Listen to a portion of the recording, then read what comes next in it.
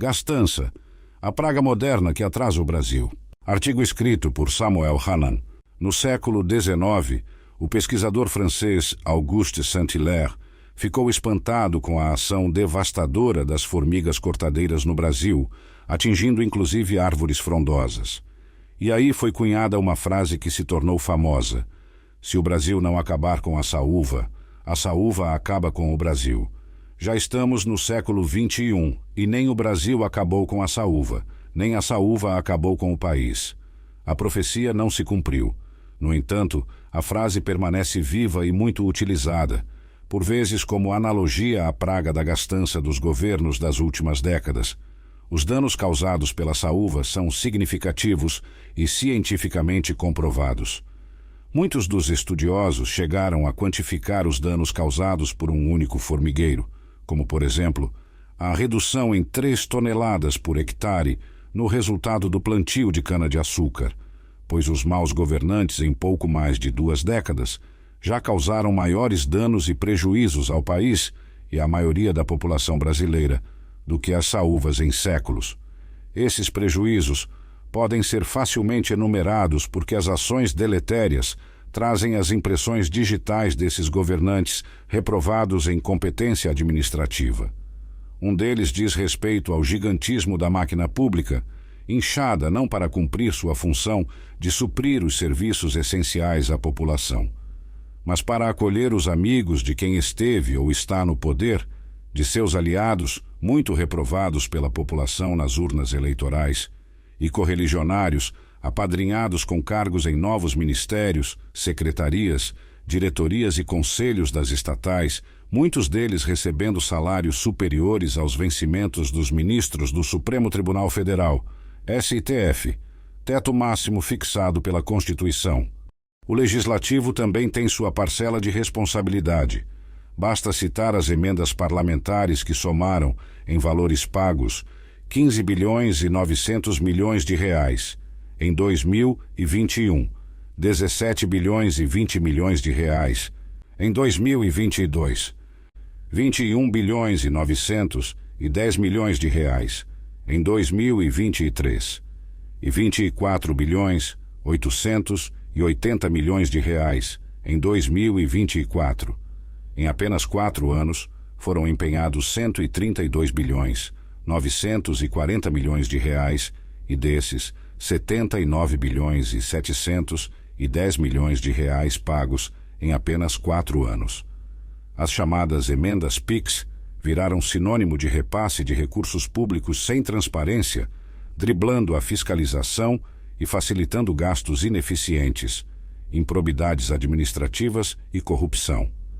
Tem também a assinatura dos maus governantes os déficits causados por ações para abrigar aliados, o expressivo rombo das previdências sociais, RGPS, e servidores públicos, com estimados 940 a 950 bilhões de reais em 2024, o correspondente a 8% do Produto Interno Bruto, PIB nacional.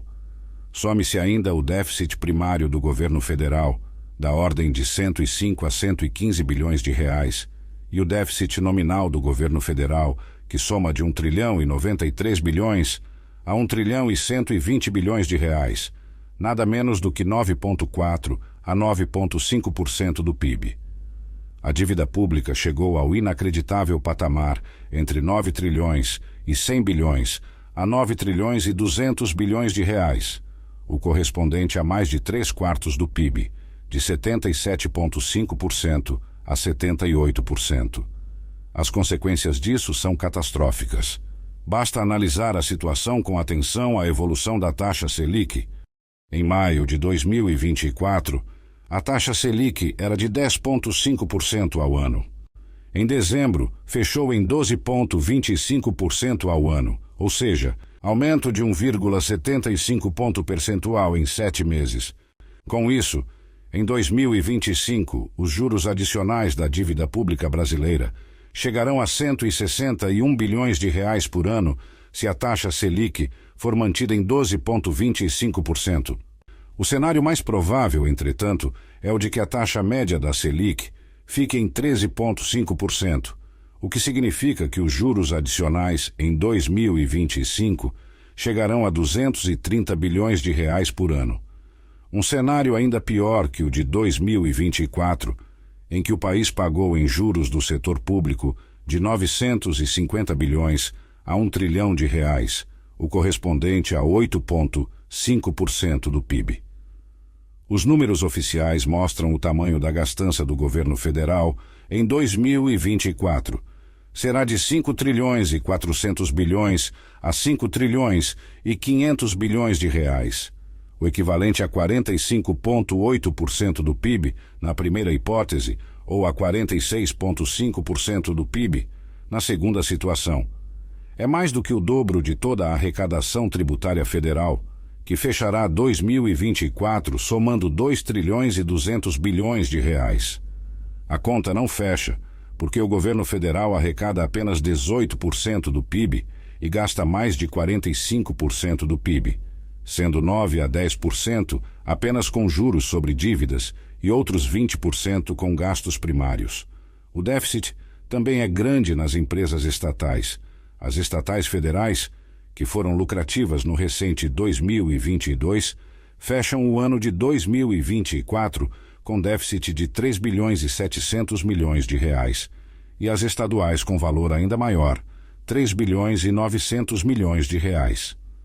No total, são 7 bilhões e 600 milhões de reais de rombo. Como saúvas vivendo das árvores frondosas, os privilegiados na nação sugam as reservas nacionais, alimentam-se de emendas parlamentares e penduricalhos que somam dezenas de bilhões de reais por ano em vencimentos acima do teto constitucional dos ministros do STF. Sem constrangimento, esposas de não um, mas sim 4 ministros de Estado foram nomeadas para cargos vitalícios nos respectivos tribunais de contas estaduais, todas com remuneração básica superior a R$ 38 mil. Gastos esses acrescidos de penduricalhos, veículo oficial, motorista, plano de saúde generoso e outros benefícios. São bons exemplos de desperdício e maus exemplos de moralidade. Enquanto isso, a nação vive com juros altos, taxa Selic de 12,25% ao ano, inflação prevista de 4,85% ao ano, uma das maiores cargas tributárias do mundo, de 32,5% a 33,4% do PIB, e com a maior tributação mundial sobre consumo, de 27,5% a 28,5%. O que sacrifica especialmente a população mais pobre, porque impacta no preço da cesta básica e demais gêneros alimentícios e outros de primeira necessidade. É muito dinheiro gasto para pouco resultado na qualidade de vida do cidadão brasileiro. Não é à toa que o Brasil está reprovado em todos os indicadores sociais. Índice de Desenvolvimento Humano, IDH, Índice de Retorno de Bem-Estar Social, IRBES, Coeficiente Gini, indicador socioeconômico que mensura a distribuição de renda, e Programa Internacional de Avaliação de Estudantes, PISA, entre outros. Além de amargar índices alarmantes de violência urbana, de corrupção, de impunidade e de desigualdades regionais, sociais, raciais e educacionais. Além disso, a renda média per capita do brasileiro continua muito baixa, apenas R$ 1.848 por mês, referente ao ano de 2023, ou o equivalente a 1,42 salários mínimos, base 2023, ou a $364 por mês, de acordo com o Instituto Brasileiro de Geografia e Estatística, IBGE, órgão vinculado ao Ministério do Planejamento e Orçamento, MPO. Com esse cenário, nenhum governante pode assegurar que o país vem melhorando se todos os indicadores sociais degradaram nas últimas décadas e se hoje, em pleno século XXI, tenhamos 33% da população nacional vivendo na pobreza, apesar de o Brasil ser a 8ª economia do mundo. Esse é o verdadeiro legado dos maus governantes, encoberto pelo silêncio de grande parte da sociedade civil e da mídia. Ao contrário do que Brasília quer fazer crer, o dólar não chegou a R$ 6,20 por obra do acaso, ou pela ação especulativa das instituições financeiras da Avenida Faria Lima, São Paulo, SP, mas sim pelo descontrole das despesas primárias, pelos déficits, pela explosão do endividamento e pela inflação crescente e acima do teto da meta, conjunto que pune todos os brasileiros, sobretudo os assalariados e aposentados que têm remuneração de apenas um salário mínimo mensal.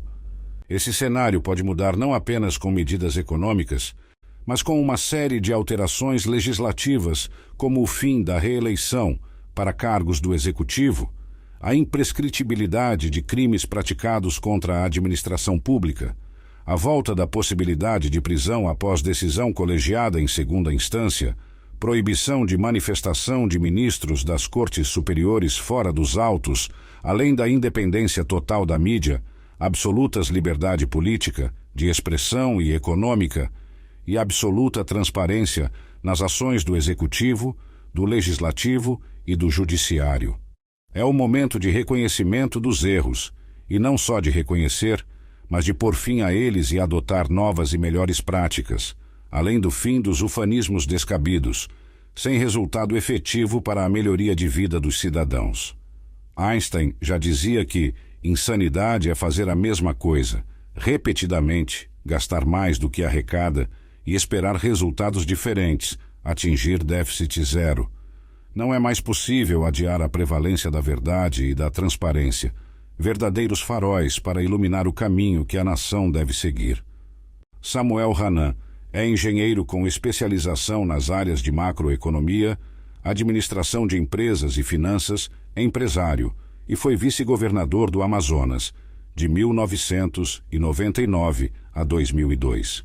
Autor dos livros Brasil, um país à deriva, Caminhos para um país sem rumo e Brasil, que país é este? Acesse o site samuelhanan.com.br.